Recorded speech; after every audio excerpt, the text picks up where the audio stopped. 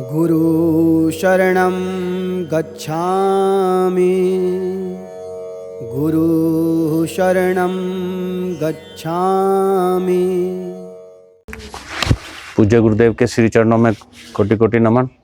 गुरुदेव, हमारा अगला प्रश्न है, सूर्य साधना हम लोग कैसे कर सकते हैं और इसके क्या क्या हमारे भौतिक जीवन में क्या क्या महात्म्य इसका मिलता है हमें? और क्या सूर्य नेपाल से हमारे एक भक्त ने प्रश्न किया था आपसे कि क्या हम शाम के समय भी सूर्य साधना कर सकते हैं, और कर सकते हैं तो गुरुदेव वो कैसे कर सकते हैं, इसके बारे में आपसे मार्गदर्शन चाहते हैं। हाँ, बहुत ही अत्यंत महत्वपूर्ण ये प्रश्न है। जैसे अर्घ इत्यादि देते हैं, एक तो अर्घ के विषय में बता देता हूं। एक हमारा ग्रंथ है जिसका नाम है भविष्य पुराण जी। एक तो वो सज्जन जिन्होंने प्रश्न किया है, यदि उपलब्ध हो तो भविष्य पुराण का ब्रह्म पर्व जो वो अध्ययन कर सकते हैं जी। और उसमें भी ये करीब 132 से 156 पृष्ठ संख्या तक ही वो उसका अध्ययन कर लें तो पता लग जाएगा। वैसे मैं अपने अध्ययन के अनुसार इसका उत्तर दूंगा कि इसको ये जानना पड़ेगा कि जैसे अंधकार को दूर करता है तो सूर्य के उदय होने के दो प्रकार हैं।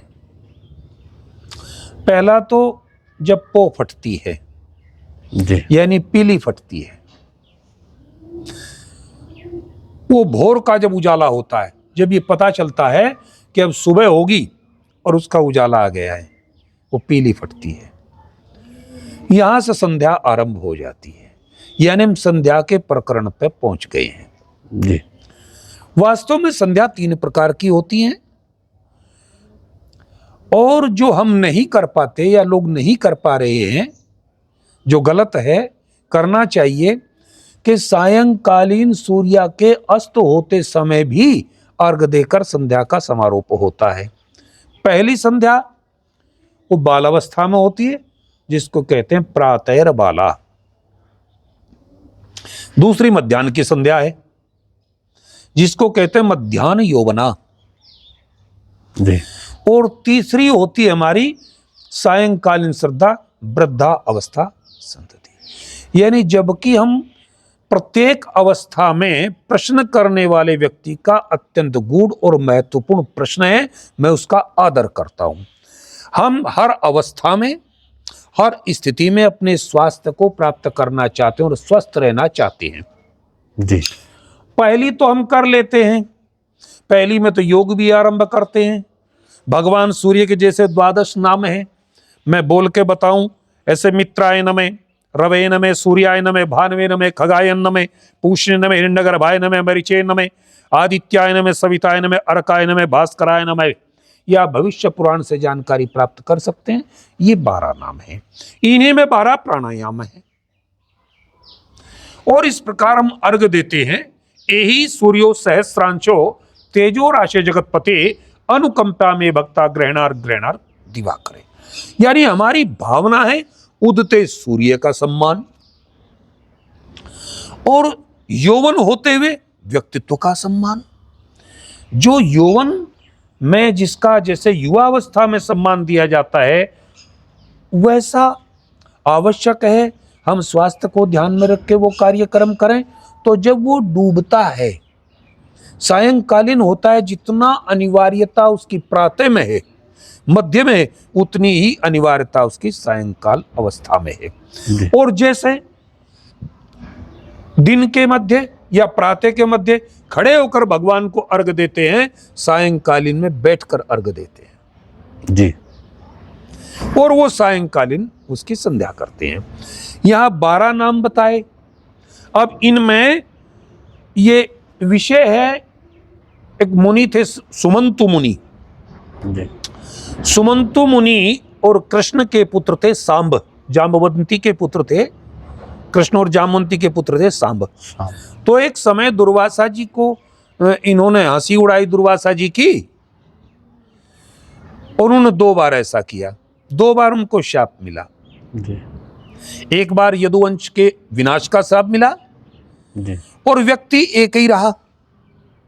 उसके पीले पीले नेत्र रहे, कृष्ण शरीर रहा, भद्दी सी आकृति रही, मुखाकृति तिरछी मांगी मुखाकृति रही, विकृत उसके नेत्र रहे, नाम दुर्वासा रहा। तो जैसा उनका चलना था, हिलना डुलना था, वो भी ऐसे ही करने लगा। और साहब उसने क्या काम किया कि दुर्वासा जी ने क्रोध करके उनको शाप दे दिया कि तुम्हें अपनी सुंदर काया पर अभिमान है, इसलिए कुष्ठ लग जाए। कुष्ठ रोग हो गया। अब बड़े प्रयोग हुए साहब। वो तो साक्षात भगवान कृष्ण की संतान थे, कृष्ण के पुत्र थे। अपने पिता से प्रश्न किया, उन्होंने कहा नहीं, योग्य व्यक्ति की शरण में जाना पड़ेगा। मैं भले ही जानता हूं, तब भी इसके लिए तुम्हें एक अच्छे वैद्य के पास, अच्छे योग्य व्यक्ति के पास, अच्छे मुनि के पास जाना पड़ेगा और वहां से ज्ञान अर्जित करना पड़ेगा। वो जो बतावे तब लाभ होगा, मेरे कहने से नहीं होगा। उन्होंने पूछा भाई किसके पास जाएं? तो उस समय के सुमंतु मुनि बहुत ही योग्य थे और वो त्रिकाल संध्या करते थे। उनके पास गुण क्या था? त्रिकाल संध्या करना। तो आपने बहुत जगह देखा होगा, विदेशों में तो ये है, चूंकि हमारे लोग तो हंसी का पर्याय बना लेते हैं, वो सूर्य स्नान करते हुए देखा होगा आपने कहीं। जी जी। दरिया का किनारा हो, दरिया में हलचल होनी चाहिए, सूर्य का प्रकाश दरिया पर पड़े, तरंगे हमारी ओर वो वायु आवे, हमारे शरीर पर विशिष्ट तेल, ब्रह्मी घृत इत्यादि तेल लगा होना चाहिए और वहां सूर्य का स्नान करें, तो हमारे बहुत सारे हड्डियों के, मांसपेशियों के और त्वचा के रोग दूर हो जाते हैं जी। और वो विटामिन भी जितनी कमी शरीर के अंदर है और सूर्य से प्राप्त होने वाली डी नामक ऊर्जा इत्यादि भी वो में प्राप्त हो जाती है, डी तक हो जाती है। तो उन्होंने वहां सुमंत मुनि से प्रश्न किया कि मेरा कुष्ठ रोग दूर कैसे हो? जी। एक ऋषि का शाप है, ये कैसे हो? तो वहां उन्होंने बताया कि त्रिकाल संध्या करो। जी। ये आपका उत्तर है, त्रिकाल संध्या करो। और वहां उन्होंने नाम बताए 21 नाम लेकर के। ऐसे तो सूर्य के पर्याय 108 नाम सबके हैं, वो विष्णु के भी हैं, ब्रह्मा के भी हैं, अन्य देवी देवताओं के भी हैं, बहुत सारों के हैं, 870 नाम नाय सहस्र सबके हैं। परंतु यहां उन्होंने कहा ज्यादा की आवश्यकता नहीं है। सुमंतु मुनि का शब्द था, उनका वचन था कि ज्यादा की आवश्यकता नहीं है। और प्रातः काल और सायंकालीन, इसमें देखिए कितनी विचित्रता है। जैसे उन्होंने कहा विकर्तन, विपत्तियों को काटने वाला नाम। विवस्वान, भगवान सूर्य का एक नाम विवस्वान, जो प्रकाश का रूप है। मार्तंड, जिसके नाम से पंचांग भी चलता है। भास्कर, रवि, लोक प्रकाशक, श्रीमान, लोक चक्षु। परंतु जैसे ही नौवां नाम आया, उनका नाम हो गया ग्रहेश्वर। ग्रहेश्वर, नौवें नाम पर ग्रहेश्वर हो गया। तो क्यों हो गया? कि 9 ग्रह की शांति हो, और ग्रहों के ईश्वर हैं भगवान, 9 के सूर्य नारायण उनके ईश्वर हैं। जब 9 ग्रहों की रचना किसी पंडित और विद्वान के द्वारा की जाती है, किसी पूजा में, किसी अनुष्ठान में, तो सूर्य सबके बीच में होता है। वो क्यों होता है? वास्तव में सभी ग्रहों को प्रकाशित करने का कार्य भी सूर्य का ही है। जैसे हम प्रातः उदय होने वाले सूर्य के लिए अभ्यर्थना करते हैं, संध्या करते हैं, वंदन करते हैं, अर्घ देते हैं, पूजा करते हैं, यज्ञ करते हैं, उतना ही हमारा आवश्यक है। वहां वो धन्यवाद की श्रेणी में जाएगा, ये स्वागत की श्रेणी में है, हम प्राप्त करने वाले हैं। अब उससे हमें जितना प्राप्त हुआ दिन भर, उसके लिए हम धन्यवाद करें। ये कम से कम हमारा दायित्व बनता है, हमारा कर्तव्य बनता है। पूरा दिन हमने आपसे ऊष्मा प्राप्त की और ये प्रकाश प्राप्त किया, अन्न के उत्पन्न होने में जो ऊर्जा थी वो प्राप्त आपसे कर रहे हैं, वृष्टि भी आपसे ही होने वाली है। ये तमाम चीजें हम आपसे प्राप्त कर रहे हैं, ज्ञान भी प्राप्त कर रहे हैं, ध्यान भी प्राप्त कर रहे हैं। और सभी हमारे जो ग्रह, देखो कोई न कोई, हर व्यक्ति का राशि के साथ में ग्रह का स्वामी होता है। उत्तर बहुत लंबा हो गया है, जी। मैं देना नहीं चाहता, एक शब्द में बता देना चाहता था कि सायंकालीन वृद्धावस्था संस्थि, यानी सायंकालीन की श्रद्धा भी श्रद्धा पूर्वक संध्या होनी चाहिए, सूर्य की अभ्यर्थना होनी चाहिए, सूर्य की उपासना होनी चाहिए, अर्घ खड़े होकर ना देकर बैठकर देना चाहिए। इस प्रकार से बताया। अभी पूरा कहने की बात है, सभी ग्रह सूर्य के प्रकाश से प्रकाशित हैं, वो उनके मध्य में है। आगे चलिए, फिर आगे लोक साक्षी हो गया, फिर त्रिलोकेश। भगवान शिव का नाम भी त्रिलोकेश है और सूर्य का नाम भी, यानी सूर्य भी शिव है। ये कल्याण करते हैं, जगत को प्रकाशित करते हैं, अंधकार से दूर करते हैं, अज्ञान से दूर करते हैं, ज्ञान की ओर लेकर चलते हैं। इस प्रकार से कर्ता हरता जबकि कहलाते भगवान सूर्य, लेकिन 21 नामों में हरता भी सूर्य का ही नाम है। वो पृथ्वी से बहुत चीजें हरण करते हैं,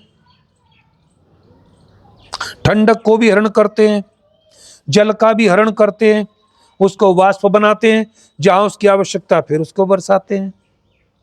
तो इस प्रकार से तमिस्रहा, तपन, तापन, शुचि। अब शुचि एक शब्द है संध्या से जुड़ा हुआ, और यही तक मैं लाना चाहता था कि प्रातःकालीन संध्या करने वाले के लिए अपवित्र पवित्रो व सर्वावस्थां गतोपि वा यस्मृत पुंडिकाक्षम बाह्यभ्यंतर शुचि। जब हम ये प्रातःकाल कहते हैं तो शुचि भगवान सूर्य का नाम है, अस्त होते हुए सूर्य का नाम भी शुचि है, जी। तो वो आवश्यक हो गया। सप्त अश्वाहन, 7 घोड़ों के रथ पर चलते हैं। आरुणी उनके भाई हैं, उनके रथ का संचालन करते हैं और चलते चलते जाते हैं। जो इस प्रकार से उनको एक दिशा से लेकर दूसरी दिशा को लेकर के जाते हैं, उनका भी धन्यवाद होना चाहिए। यानी कहने का मतलब ये है कि सायंकालीन जो श्रद्धा है, वृद्धा अवस्था के आते तो जो श्रद्धा है, वो सारे साधुवाद का, सारे धन्यवाद का द्योतक है। सारे धन्यवाद, सारे साधुवाद उसमें मिश्रित हैं, वो आवश्यक है। प्रातःकाल यदि हम चूक जाते हैं तो सायंकालीन संध्या अति आवश्यक हो जाती है। बहुत बहुत धन्यवाद, आपने अच्छा मार्गदर्शन किया।